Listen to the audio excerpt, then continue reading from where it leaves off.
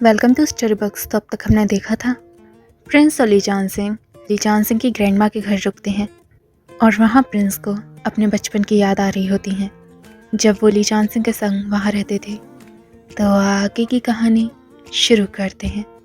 ली जान सिंह के एकदम से उठने के बाद प्रिंस शर्माने लगते हैं और ली जान सिंह की ओर देख रहे होते हैं। ली जान सिंह बोलता है, तुम सो क्यों नहीं रहे, क्या सोच रहे हो? प्रिंस बोलते हैं, कुछ नहीं, हम सोने ही जा रहे हैं। और वो एकदम से दूसरी ओर करवट ले लेते हैं। फिर बाद में ली जान सिंह पीछे से प्रिंस को हक करता है और बोलता है, गुड, अच्छे से सोना।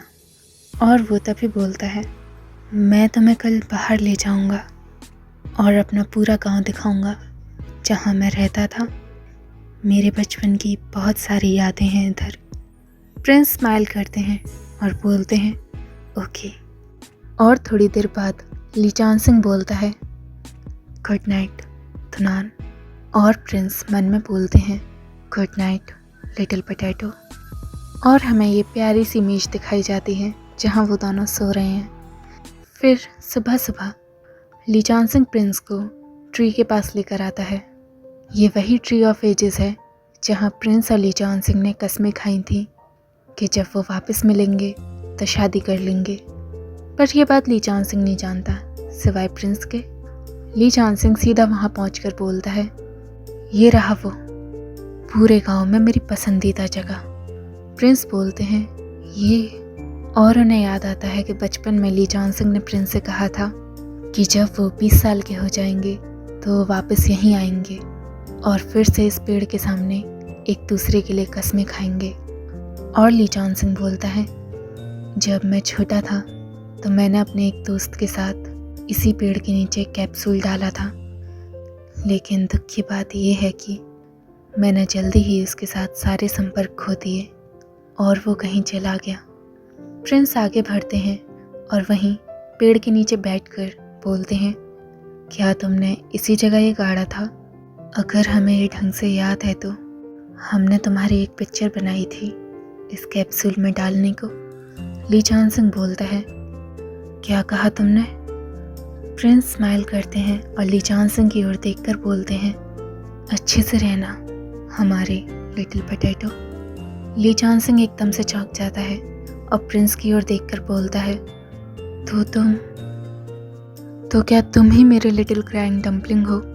और इसे एकदम से याद आता है कि एक बार ली जान सिंह ने प्रिंस से बोला था कि जब वो छोटा था उसने पहले ही डिसाइड कर लिया था कि वो किससे शादी करने वाला है। सो उसके दिल में अभी किसी के लिए भी कोई जगह नहीं है। और ली जान सिंह घबरा जाता है और बोलता है, मैंने सोचा था कि अगर मुझे लिटिल क्राइंग डम्पलिंग वापस मिलेगा तो मैं उससे माफ़ी मांगूंगा, क्योंकि मैंने जो वादा करा था वो मैं पूरा नहीं कर पाया, लेकिन वो तुम ही निकले। और वो एकदम से प्रिंस के पास जाता है और प्रिंस के फेस को पकड़ लेता है। वो प्रिंस के फेस को अपने हाथों में रखकर बोलता है, तुम्हारा बिहेवियर भी लिटिल क्राइंग डम्पलिंग जैसा था और तुम्हारी आंखें बिल्कुल उस जैसी थी। मैं ये सब कैसे नहीं पहचान पाया? इतना समय क्यों लग गया? इनक्रेडिबल, ये तुम ही हो। तुमने मुझे कब ढूंढा? और अगर तुम्हें पता लग गया था तो तुमने मुझे बताया क्यों नहीं कि तुम ही मेरे लिटिल क्राइंग डम्पलिंग हो? प्रिंस बोलते हैं, क्योंकि हम नहीं चाहते थे कि तुम इसी वजह से हमारे साथ रहो और तुम अपने असली इमोशंस समझ ही ना पाओ। और वो ली जान सिंह का हाथ पकड़ते हैं और बोलते हैं, हम जानबूझकर साबित करना चाहते थे कि चाहे कोई भी समय हो, कोई भी पहचान हो, हम दोनों हमेशा एक दूसरे को चाहेंगे, चाहे हम कभी भी मिले। और ली जान सिंह प्रिंस को देखने लगता है।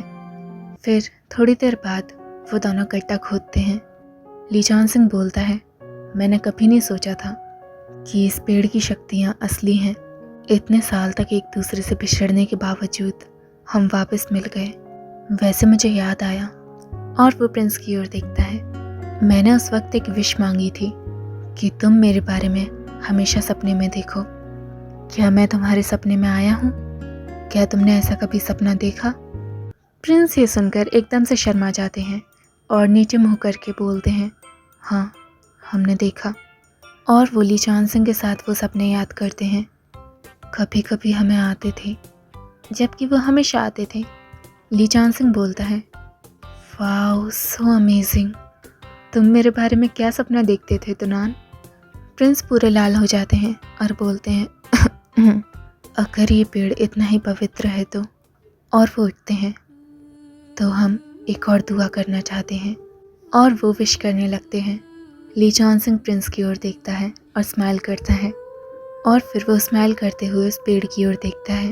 वो मन में सोचता है, अगर ये तमन्नाएं सच करने वाला पेड़ सच है तो तुम भी जानते हो कि तुम मेरे संग ही बड़े हुए हो। अगर तुम सही में लोगों की दुआएं सुन सकते हो तो प्लीज़ तुनान को अपना आशीर्वाद देना और उसे उसकी पूरी ज़िंदगी खुश रखना, और वो जो भी दुआ कर रहा है वो पूरी हो। फिर थोड़ी देर बाद प्रिंस और ली चान सिंह अपने बचपन का सामान देख रहे होते हैं। प्रिंस बोलते हैं, कितनी अच्छी बात है ना कि हम तुम्हारे संग वापस आ गए। हम वापस तुम्हारे घर रह पाए, पहले की तरह तुम्हारे संग वापस उठे, खुद से खाना बनाया जैसे कि हम तुम्हारे परिवार का एक हिस्सा हैं, और आगे भी हम दोनों इसी तरह अपनी ज़िंदगी काटेंगे। तुम्हें याद है ली चान सिंह, जब हम छोटे थे तो तुमने हमसे क्या कहा था? तुम्हारे दादा और दादी की तरह हम भी। और प्रिंस याद करते हैं कि ली चान सिंह ने प्रिंस से बोला था, हम लोग बिना ब्लड रिलेशनशिप के भी फैमिली मेम्बर्स बन सकते हैं और हमेशा एक दूसरे के साथ रह सकते हैं, जिस तरह मेरे दादा और दादी रहते हैं। और प्रिंस स्माइल करते हैं। ली चान सिंह हंसता है और एकदम से बोलता है, हाँ लेकिन अब भी एक चीज़ है जो अलग है। जब मेरे ग्रैंडपा जिंदा थे तो वो काफ़ी रोमांटिक थे। वो हमेशा मेरी ग्रैंडमा को माई वाइफ ही बुलाया करते थे। और अगर तुम ये बात पूरी करना चाहते हो तो क्या मैं भी तुम्हें, और वो प्रिंस की ओर देखता है, वही बुलाया करूं? प्रिंस एकदम से ब्लश करने लगते हैं और ली चान सिंह को लगता है कि उसने शायद लिमिट क्रॉस कर दी, और उसे एकदम से ध्यान आता है और वो बोलता है, सॉरी, मैं मजाक कर रहा था। अगर तुम्हें ये पसंद नहीं तो मैं वादा करता हूँ कि मैं ये कभी नहीं बुलाऊंगा। प्रिंस एकदम से ली चान सिंह का मुंह बंद करते हैं और बोलते हैं, ये ठीक है, हमें ये पसंद आया। इससे हमें पता लगता है कि हम दोनों का रिश्ता एक धागे से बंधा हुआ है जहाँ से हम कभी नहीं निकल सकते। और वो ली चान सिंह के पास आते हैं और उसे किस करने वाले होते हैं। उससे पहले वो बोलते हैं, ली चान सिंह, क्या हम तुम्हारे असली पार्टनर बन सकते हैं? और वो ली चान सिंह को किस कर लेते हैं। ली चान सिंह एकदम से ब्लश करने लगता है और हमारा चैप्टर एंड होता है। फिर नेक्स्ट चैप्टर, लोग कहते हैं प्यार एक हवा का झोंका है जिसका कोई आकार नहीं, कोई समय नहीं। हवा की ही तरह इसे समझना मुश्किल है, लेकिन जब ये अपनी सीमा पार कर लेता है तो दुनिया की कोई भी ताकत इसे नहीं रोक पाती। और हमें दिखाते हैं कि प्रिंस और ली चान सिंह किस कर रहे हैं। वो एक दूसरे को काफ़ी देर तक किस कर रहे होते हैं। तभी प्रिंस ली चान सिंह से अलग हटते हैं और उसकी पैंट खोलने लगते हैं। तभी ली चान सिंह प्रिंस का हाथ पकड़ता है और उन्हें रोकता है और बोलता है, नहीं, हम ऐसा कुछ नहीं कर सकते जब तक तुम एम्परर नहीं बन जाते, नहीं तो कुछ गलत हो जाएगा। और तभी प्रिंस उसे ज़मीन पर लिटा देते हैं और उसके पास आकर बोलते हैं, एक प्रिंस होने के नाते हमने अपनी ज़िंदगी के 20 साल बिना किसी खोट के बिताए हैं ताकि हम अपनी माँ की, मंत्रियों की और इस पूरे देश की रक्षा कर सकें।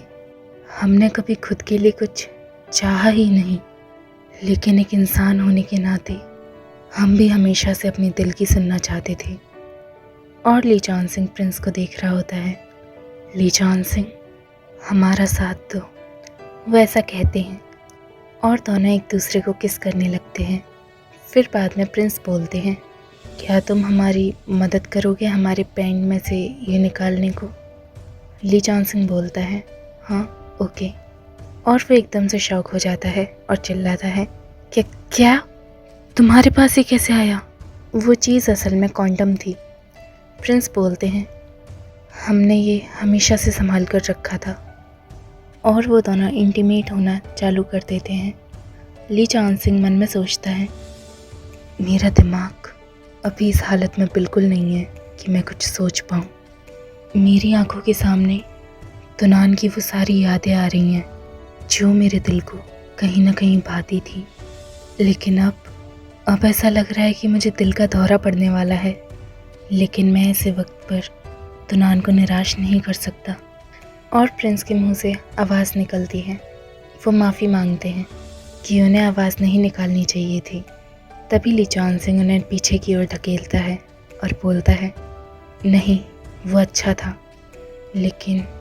और वो उनके पास आता है और बोलता है, मुझे दोष मत देना अगर तुम ऐसी ही आवाज़ निकालते रहे और मैं तुम पर दया बरतना भूल जाऊं।